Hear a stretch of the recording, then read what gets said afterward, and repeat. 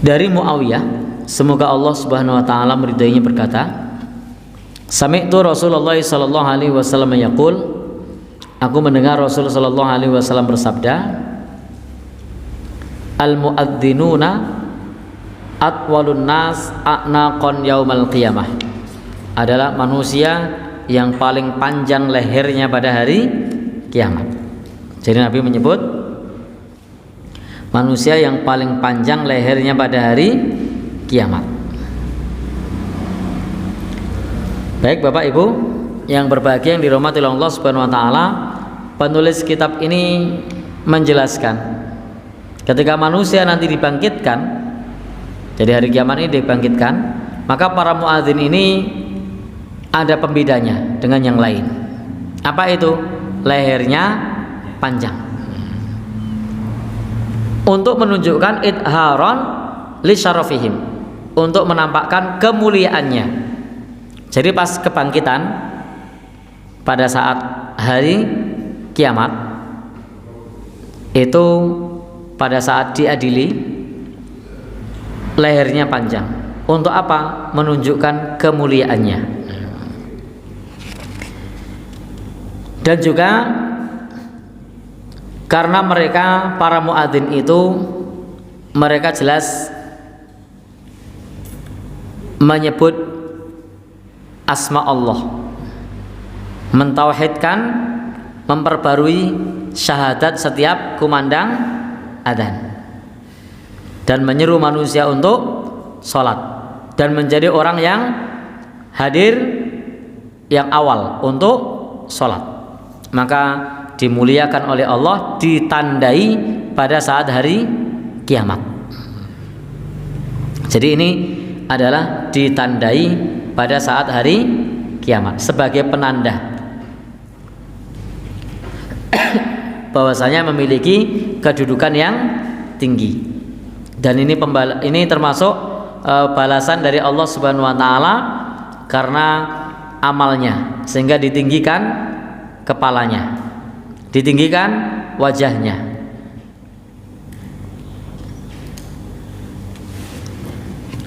Baik Bapak-bapak dan saudara, ini dipanjangkan adalah untuk menandai tentang kemuliaannya. Demikian pula tentang fadilah adzan, sebagaimana yang disebutkan oleh Abu Sa'id Al-Khudri dalam hadis berikutnya. Jadi dalam hadis berikutnya dijelaskan di sini dari Abdullah ibn Abdurrahman ibn Abi Sa'sa'ah dan juga Abu Sa'id Al-Khudri, semoga Allah meridhoinya, inni araka tuhibbul ghanam wal badiyah, sungguh aku melihatmu suka dengan kambing dan juga pedalaman. Karena kalau angon memelihara kambing, menggembalakan kambing itu di pedalaman. Maka apa kata Demi? Fa idza kunta fi ghanamika, kalau engkau sedang bersama dengan kambingmu, au badiyatika, atau sedang berada di pedalaman, sedang ada di pedalaman atau ada di kambingnya, karena tadi sedang menggembala kambing, maka apa kata Nabi? Fadzan talis shalah, maka kumandangkanlah adzan untuk sholat. Jadi boleh mengumandangkan adzan di tempat penggembalaan kambing, boleh mengumandangkan adzan di hutan, sebagaimana dalam hadis ini. Farfa sautaka binida, maka angkatlah suaramu dengan kumandang adzan. Dan ini bisa dipahami saat itu ketika Nabi perintahkan kumandang adzan, jelas di pedalaman itu belum ada masjid, menunjukkan bahwasanya adzan boleh dikumandangkan meskipun bukan di masjid. Cuma kalau di tempat kita aneh aja, mestinya dekat-dekat kok adzannya tidak di masjid. Ya. Oh bisa. Kalau ada acara ngumpul di gedung begitu, adzan kemudian iqamah. Fa innahu la yusma' madai sautil muadzin jinnun wala insun. Karena tidaklah mendengar suara muadzin jin maupun manusia. Kenapa di sini disebut jin atau manusia? Karena memang Nabi menyebutkan konteksnya di pedalaman. Belum tentu ada orang yang dengar ketika adzan itu. Tapi mungkin saja ada jin yang mendengar. Jadi pas adzan tidak pakai pengeras suara di pedalaman, kemungkinan manusia mendengar kecil.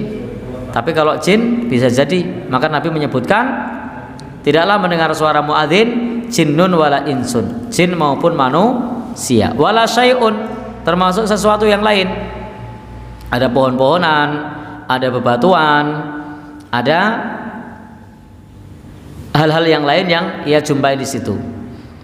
Illa syahidalahu yaumal qiyamah, melainkan dia akan menjadi saksi pada hari kiamat.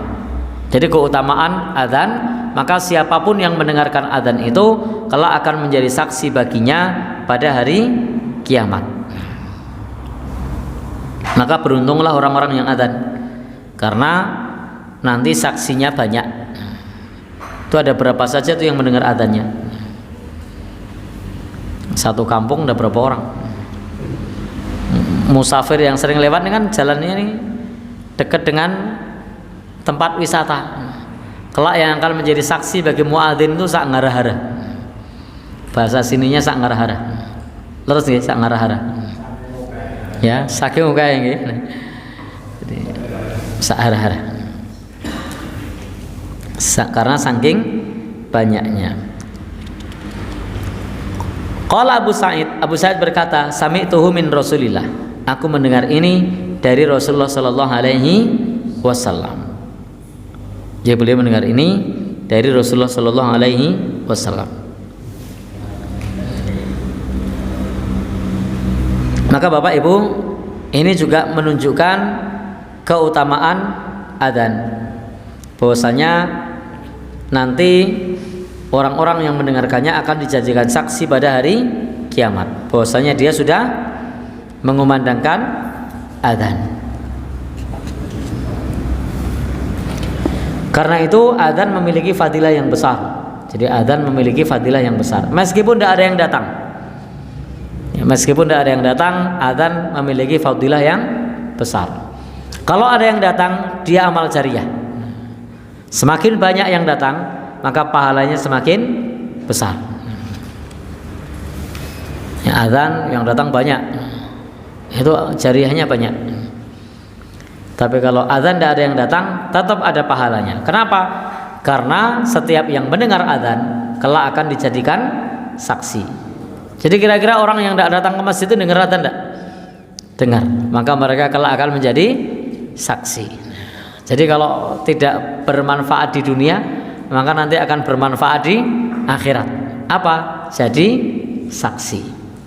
Jadi bagi tukang adzan tidak usah ngelokro, diadzani sik teko ming sithik, yang datang cuman itu saja. Ingat bahwa nanti para orang-orang yang mendengar adzan itu akan menjadi saksi.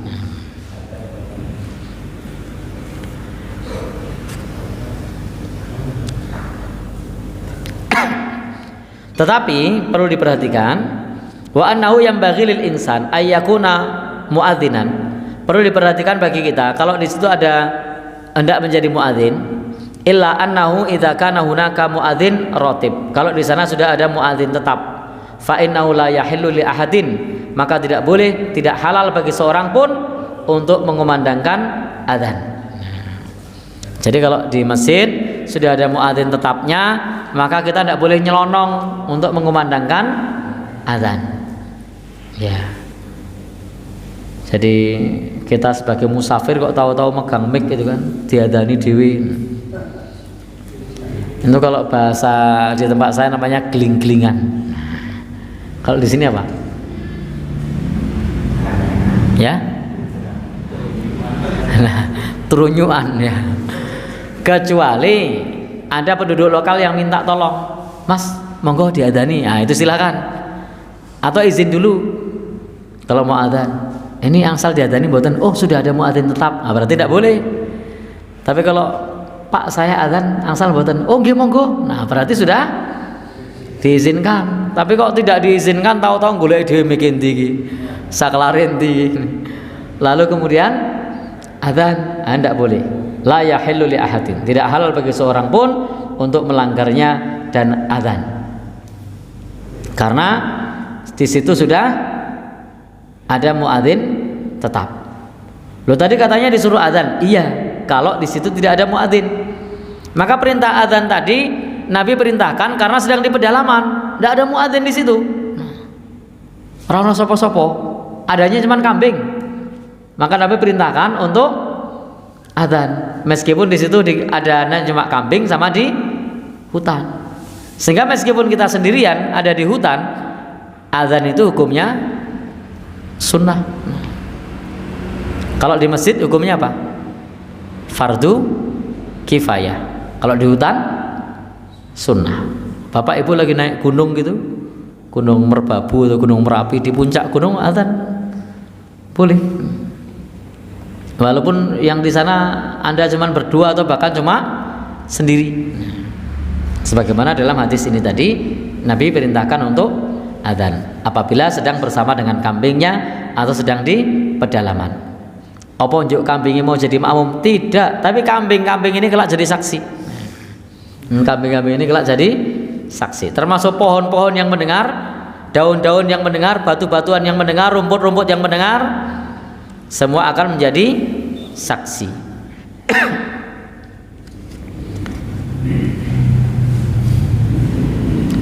Maka jangan sampai kita kemudian ketika masjid itu belum adzan lalu kemudian kita nyerobot adzan padahal ada petugasnya. Jadi tidak boleh, layam bagi, tidak sepantasnya untuk mendahului muadzin tetap di dalam adzan.